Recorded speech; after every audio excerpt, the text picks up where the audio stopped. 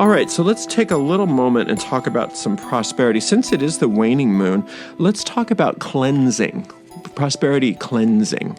So a lot of times why we don't have the prosperity that we want is because we need to let go of something standing in the way.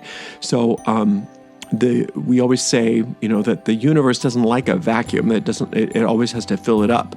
So there's always constantly blessings being showered upon us.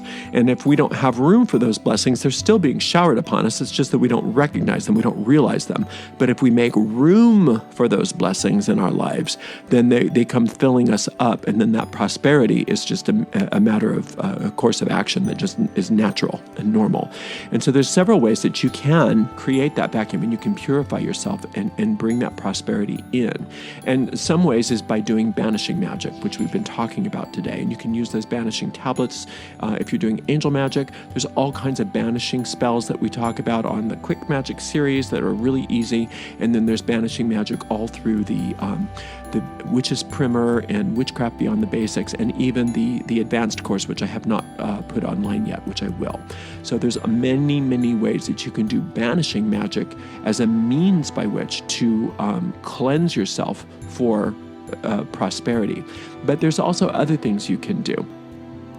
First and foremost, you can watch your words. Watch your words. Notice what you say about money. Notice what you say about things, and just be aware. You have to make a conscious choice every single day to just watch what you're saying, because what you're saying has power. Another way that you can cleanse for prosperity is to clean out your life. Clean out your closets. We talk about this in the Prosperity and Money Magic course, right? But let's talk about it anyway. Clean out your closets, clean out your drawers, clean out your garage, clean out your car, clean out your trunk, clean out your office, clean out your desk, clean out your closets, clean out everything. And while you're doing it, you watch your attitude. Now, what's your attitude when you're cleaning? Is it, why is this in here? What am I doing? Are you fuming? Is that how you motivate yourself to clean? Right? Well, then that's the kind of energy that you're stirring up for yourself. That's the kind of energy that you can expect to start results happening in your life. Or you can say, oh, look at what I'm doing. Let's not do that. Let's turn this into the spell, the ritual that it's supposed to be. And that you instead, while you're, let's say, cleaning out that drawer, just say, this drawer represents the mess that my life has been in. And as I clean out this drawer, mystically, I am cleaning out my life. As I put this drawer in order, I'm putting my finances in order. I'm putting whatever else, that you want in order. I'm becoming prosperous by doing this. What is it that they say? Order is heaven's first law. Well, that just means that if you put things in order physically, if you get things in order physically, it's simply an indication of what you are doing in your mind. And in your mind is where all the power is. So if you have created a space, an organized space for your mind, then the universe wants to fill that up with organized prosperity. It's just the way it works, especially if that's what you say as you do it. So as you're cleaning out your kitchen cabinet, you just say, ooh, as I'm cleaning out this, as I'm organizing this kitchen cabinet, I am organizing my mind. As my mind gets organized, my prosperity increases.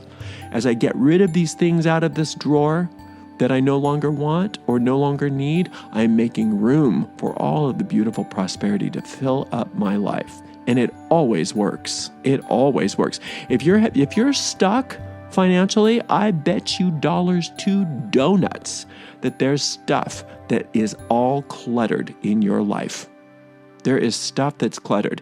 Now, you can take that to every aspect of your life, not just clutter, but also paperwork. Like, where do you want prosperity, but you don't even know how much money you have in the bank. You don't even know. you're clueless. You're running away from it. You're sticking your head in the sand. You don't look at your big financial picture. You don't look because you're afraid to look. So no longer are you afraid to look. You're just taking out those files and you're going through it. You're going through all of that stuff and it's a mystical, magical ritual now that is creating more prosperity, because the more you know what your financial situation really is, then you have the power in your mind to change that situation by changing your thoughts about it. And it always works. So purifying yourself for prosperity is everything. People that do a lot of prosperity work, but they don't take that step where they purify the poverty from their physical world and their physical life and their all of that, they rarely get the results that they want.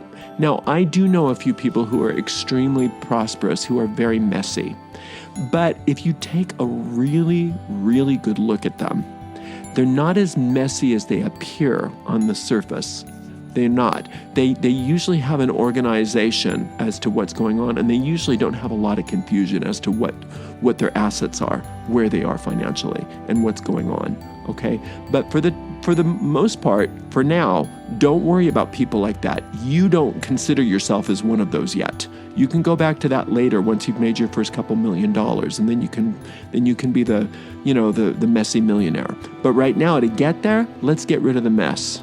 Let's get rid of the mess in your mind. And the only way to get rid of the mess in your mind is to get rid of the clutter in your life. Just like the only way to watch your thoughts is to watch your words. You can't watch all your thoughts. You can't. But you can watch what you say. So you can't watch all of the different messes that you have inside your mind, but you can look at where they're manifested, and you can change that manifestation very quickly, very easily. Well, but see, if you have enough junk drawers to last you a lifetime, that's not good. We don't want that. We want those junk drawers to stop. We want to stop the junk drawers. It's not enough to clean them out so that you can fill them up again. You want to clean them out and stop filling them up. That's the key right now. If you want permanent prosperity, then you change the habit of throwing shit in a drawer. If you don't know that you want it, then you maybe put it away for a specific period of time first.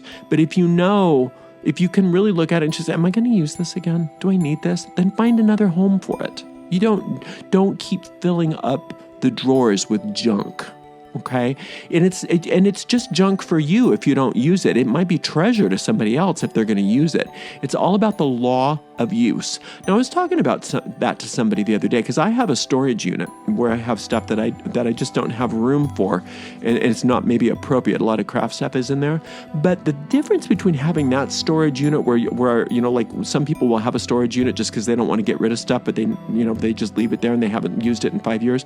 I go to my storage unit like at least once every week or two, and I'll bring stuff back in there that I've been using, and then I'll take stuff out that I need again. Like all those books, I use those books. So it's legitimate for me to have that storage unit. So there's a law of use. Now, if it's stuff that you're going to use, even if it's not this, I don't believe in that. If you're not going to use it in a year, then you shouldn't keep it. I don't buy that. If you need it, if you want it, if you use it, it's fine. Keep it. Right? But if you're not using it and it's just hanging around, it's sucking your magic from you. It's sucking your prosperity from you. Your prosperity is shriveling with every moment that you keep those things around that you don't use. So if you're not going to use it, either start using it or schedule time to use it, intend to use it, or get rid of it. Find a new home for it. Think of Jupiter. Jupiter is 4. 4 is structure. So if 4 represents order. Okay, but order in Jupiter isn't just order like it is for Saturn, where it's just like because it should be in order. You should have everything in order. It's not that's not where Jupiter's coming from. Jupiter's saying, yeah, get that structure together because we want to expand that. Get that structure together so we can fill it up with all kinds of cool shit. Get the structure in order so that we can give you luck and prosperity and money and all good things. But without that structure in place, there's nowhere for me to fill it up for you. right? So Jupiter wants to expand, expand, expand. That's why we put our stuff in order. So as you're getting things in order, just realize that. Just say, I'm putting things in order so that my prosperity can expand. My prosperity is expanding and growing as I put this in order. And it's very exciting. And start seeing it happen. Just take note of it. Don't just say, yeah, it will happen one day. No, expect it to happen today. Even if it's just a tiny little bit of something, expect those manifestations. And when they come, acknowledge them. And watch what happens when you do. It's like, think, because I know a lot of people, I've had people that'll do, magic for money or whatever, and they get a little bit of money. And their first response is, that's not enough. I needed money. I don't need this. Is this all I get? And then it just shuts the whole thing down. And I say, no, don't be that way. If you were in a ship and you didn't know when you were going to find land because you were lost at sea, and you saw a little tiny piece of driftwood, a tiny little piece of seaweed, or if you saw a bird, you'd go, oh, yay, land is here, woohoo, right? You'd be so excited because it was a promise of something new, of something that it was the promise of the big payoff, which is land, and that your life is saved. Think of it that way. When you start doing magic and you get a tiny little manifestation, it's like, yay, land ho. Tossing lots of things I no longer need or use. It's been very cleansing and refreshing for me. Yeah, it is it's a great thing, isn't it? And one thing you can do too is find homes for some of that stuff, rather than just tossing it out. Especially if it did have value for you, it may have value for somebody else. So you can maybe find ways to give rather than only toss, because that giving is another law of prosperity, which we went into that last week. But that giving is part of it all. So as you start to give, what you're telling your mind is, look at all of the wealth you have to give to others. And that means, because that part of your mind is connected to truth, so when you do that, it says, therefore, we know that your tenfold return is coming.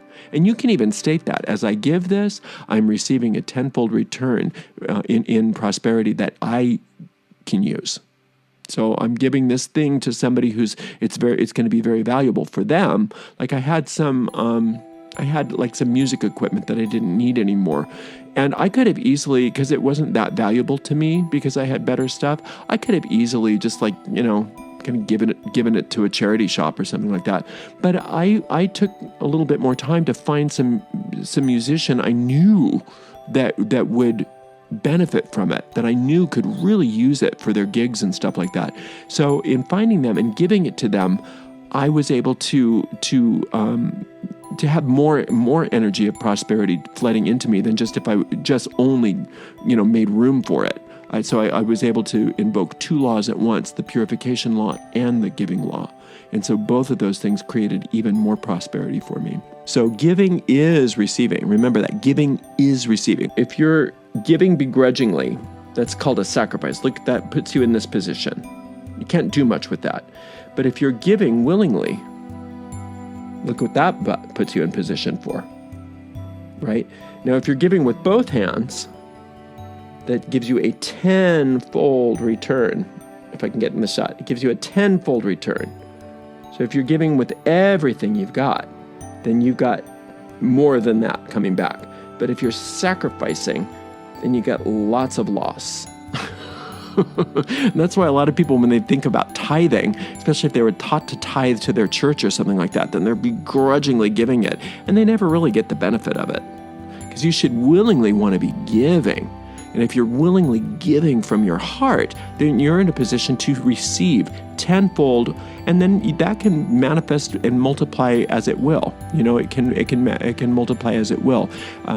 It's not limited to a tenfold return. That's the bare minimum that comes back to us. Okay, so it's the attitude with which you're giving. So when you're cleaning out things, when you're doing this purification, have a pile of things. Now, I'm not to say don't throw stuff away. Of course you can, or recycle it, or give it to Goodwill or whatever. But do have some things where you're like, wow, I think so-and-so might really like this. Let me call them. Let me see if they want it. And if you get that, oh my gosh, I want that. That's so nice. Thank you for thinking. Imagine that energy. You got so much of that energy. You are putting yourself back into that receiving mode. Whereas if you just throw and step away, you're purifying, but you're not invoking the giving law.